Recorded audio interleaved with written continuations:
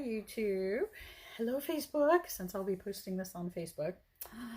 You don't even want to know how long it took me to find a place to put my phone, so I could do this standing up. You don't even want to know. I wandered all over my bedroom. I piled things up. And now the light is weird. Oh my gosh. Okay, look. I'm not a professional when it comes to the camera stuff. So I had some good laughs, and hope you do too. The light, okay. So here we go. There you can see my face. It's not that important. Mostly listen to my voice. But I did want to stand up because I wanted to be able to demonstrate some things. But some of the angles that I had my camera at, I look bizarre. I thought I looked bizarre, so I wanted to look sort of okay to me. Not that I'm all about appearances. You all know that know me, but I didn't want to look hideous to myself. Anyways, okay, there's my little personal appearance issues coming out, which happens when you're on video. Oh my gosh. You know, a couple years ago, I never would have done this. I could not see myself doing this. And now I am. So, today's topic is self-compassion. Self-compassion is so important. It always is, but it's really, really important right now. We are facing, with the coronavirus, with the COVID-19 pandemic, we are facing things we have never faced before.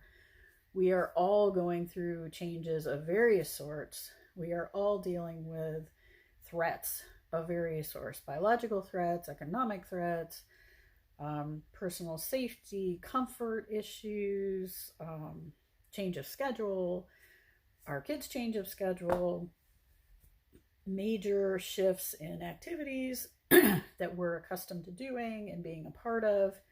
Everything has changed. And this is really, really hard and really, really stressful. And a lot of people I know are struggling in one form or fashion. And it's very easy, there we go, in the midst of the struggle to be self-critical. Many of us are accustomed to being self-critical. That's kind of a normal state for us. And being self-critical does not help us get through this situation at all. It does not help in any way. However, if you're used to being self-critical, you may be self-critical. So self-compassion is the practice I'm encouraging you to practice today, strongly urging you to. And let me just quickly explain it and demonstrate it for you. Self-compassion, first of all, number one, recognizes that this is a moment of suffering. The very first step of self-compassion is to acknowledge, I'm having a hard time right now. This is really hard for me. I am emotionally struggling. I am physically struggling. I am emotionally struggling. I'm spiritually struggling. I'm struggling in some way. Or all of that. Many of us struggle in all those ways. So step one is to acknowledge the suffering. I'm having a hard time right now. Step two of self-compassion, as taught by Kristin Neff. Step two is to acknowledge that other people feel this way too. It's called Calming Humanity, and it's really important to acknowledge that you are not the only one, because when we're having a hard time, we often feel like I'm the only one. I'm the only one struggling with this. I'm the only one having a hard time with this. What's wrong with me? Everybody else is fine. No, they're not. So step one, you acknowledge I'm having a hard time. Step two, and other people have a hard time too.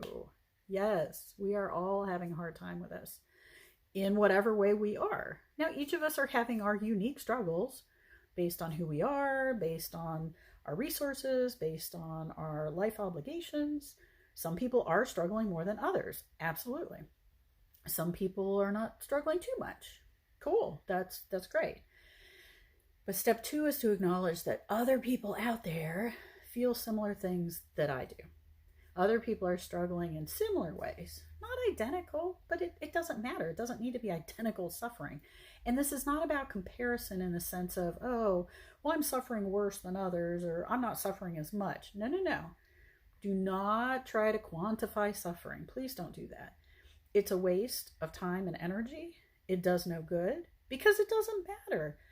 On a purely functional level, it doesn't matter what suffering someone else is going through.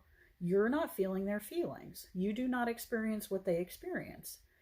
So, yes, of course, we can have consideration for them. We may have empathy for them. We may feel bad for them. And at the end of the day, their suffering is not your suffering. So for self-compassion, we need to focus on what is my suffering. And it's not being selfish. It's not being uncaring of others. But in order to give compassion, we also have to have it for ourselves, really. So growing self-compassion is not going to make you be hard-hearted to others. Actually, just the opposite. It's going to make you even more available to others. So, step 2, other people feel this way too. Other people are struggling as I am. Step 3 is you offer yourself some kindness. You offer yourself support. Now, this could be super simple, and in this day and age, it needs to be super simple. We don't have the option of, oh, let's go to the spa, let's take a weekend away. No, we're all stuck at home. So you're not going to be doing grand gestures to yourself right now. Now, if there are little gestures you can do at home, that's cool. Like take a nap or give yourself a facial or give yourself some massage, sure. But a nice deep breath could be what you offer yourself.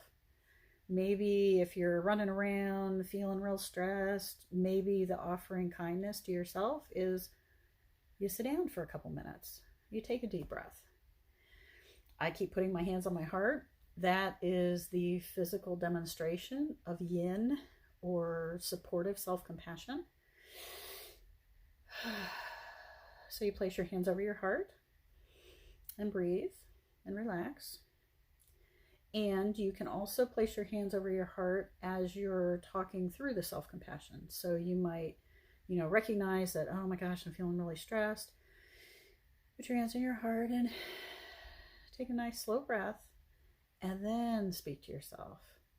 And you might say, okay, here's what I've been saying lately. Whenever I hit a point of, oh, I'm not doing something I should be, or gee, why aren't I being more productive? I'm like, it's okay. It's okay. If you don't have the energy right now, that's okay. Just rest for now. We can do something later. Just rest, and then in a few minutes, we will do something.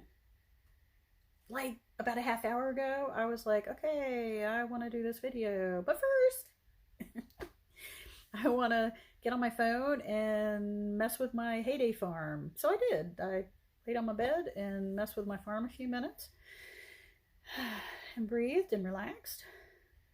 And then when I had the energy available to find the camera spot for this video, then I started doing that. And now I'm doing the video. And probably when I finish doing this, I will sit and check my farm a little bit. Or I just got some books from Amazon. I'm going to probably read a little bit for a few minutes. And then I'll go work on lunch. Or then I'll go clean some guinea pig cages. And then I'll take a rest. What I am noticing in this pandemic is that my energy levels are not what they used to be. I get tired out more. I need more rests. I need more breaks.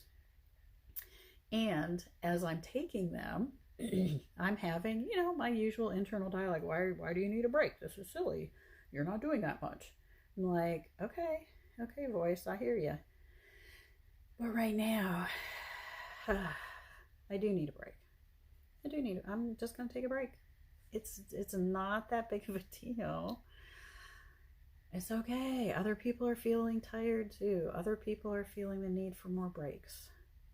It's okay. It's okay to take a break. So hands on your heart, is the yin, or the supportive, loving, caring self-compassion. There are also a couple of other gestures you can use to access different styles or different feelings or tastes of self-compassion. You can do hands on your belly, and that is like, I will provide for you self-compassion. And you can do a hand on your heart and a hand on your belly, and that is a like supportive, I will take care of you, which is a very nice feeling. Hand on the heart, hand on the belly. Take a breath. The other gesture of self-compassion is like a cheering yourself on, and it's like a go you, go me. That can be a thumbs up, yay me, yay, or pat yourself on the back, literally, like pat yourself on the back. You can do a modified, the butterfly hug I was telling you about. Well, you can like, yay me, and pat yourself on the back. Yay me, I'm doing this, kind of as a way to amp up your energy and give yourself that hoorah thing. Hands on the heart is the one that I love the most and what I have been doing the most. Heart and stomach is also pretty soothing and settling. But the thumbs up is cool too if you're trying to motivate yourself and get some energy going. That can be good. I find the gesture, the physical gesture of hands on the heart or hands on the belly, hands on the heart and belly, help to center myself, help to focus myself on more of the physical settling, which is really, really important, like I've been talking about in a lot of my videos on the nervous system regulation.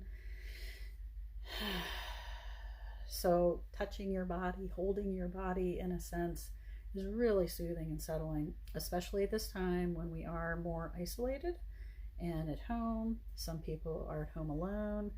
They don't have another person to, say, get a hug from.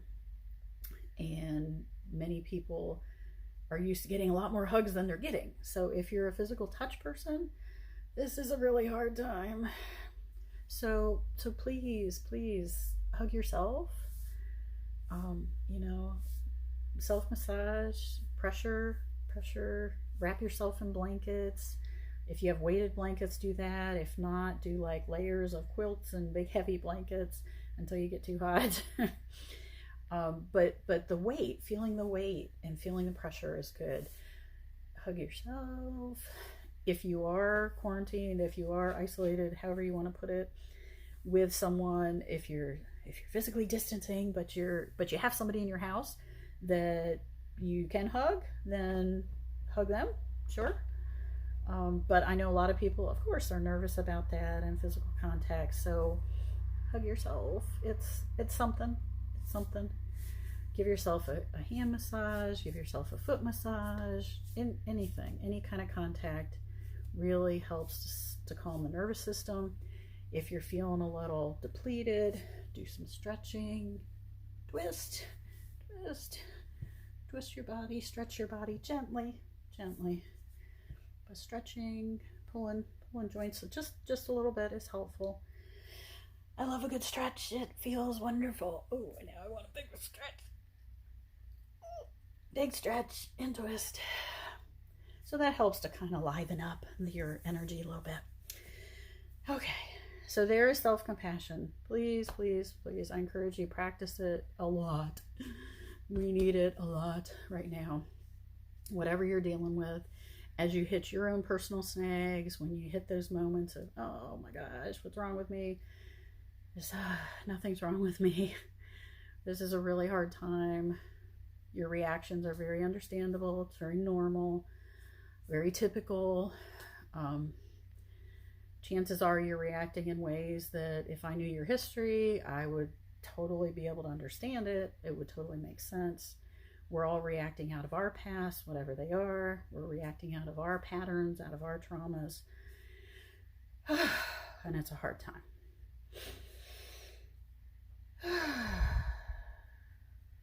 So slow, deep breaths. Ground yourself, settle yourself. Self-compassion. please. Lots and lots of self-compassion. We will get through this. Reach out for the help you need. Reach out for the support that you need. Yes, you may be physically alone. You do not have to be mentally and emotionally alone. Thanks to technology, here we are. We can still get some support. I know I'm getting support from groups and people that I'm connected to get myself through this time. Very important. So good talking to you. Hope that was helpful, and I will see you next time.